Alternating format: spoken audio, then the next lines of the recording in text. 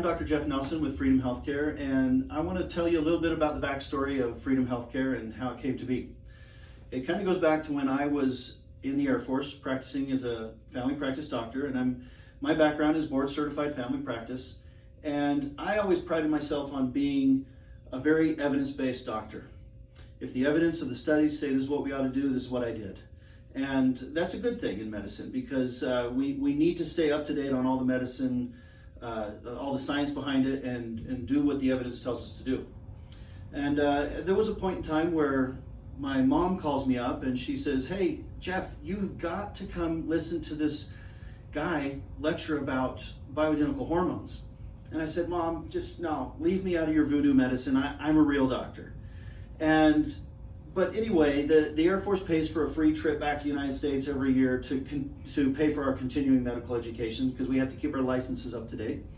So I thought, well, this guy lectures in Utah, and I'll go back there for this lecture. Well, come to find out, he's one of the world leaders in scientific evidence behind natural or bioidentical hormone use versus synthetic or chemically altered hormones. And I was absolutely blown away with the evidence. I 3-4 days of just study after study after study after study after study, and I'm not talking little studies, I'm talking massive, huge interventional trials of bioidentical hormones. And I'm thinking, why do we not learn this stuff in medical school and residency? Because what we learn is the science behind the synthetic hormones, because those are the most commonly used medications. But it turns out that the evidence behind bioidentical hormones has been around for decades, just as long, if not longer, than all these synthetics. So I was blown away with this evidence and thought, wow, this is real stuff.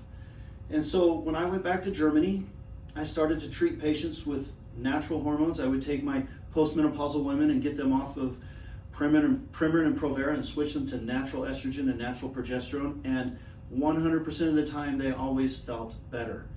And the thing I liked as a doctor is, yes, it's great they're feeling better now, but what I've also done is I've reduced their risk for heart attack and stroke and blood clots and breast cancer.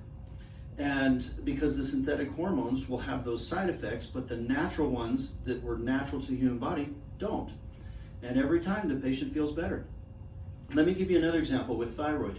I can't tell you how many times as a trained physician treating people with low thyroid, I'd have women come in, particularly women come in, complain of hair loss, being fatigued, can't seem to lose weight no matter what they do with diet and exercise, and depression.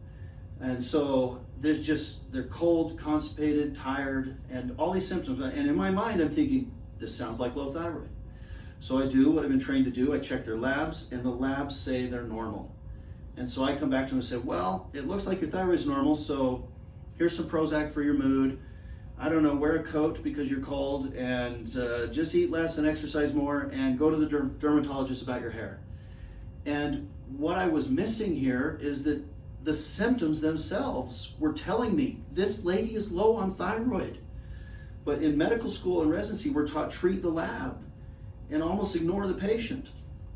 And with this new education of understanding all the evidence behind bioidentical hormones and also listening to the patient, let the patient tell me what's really going on.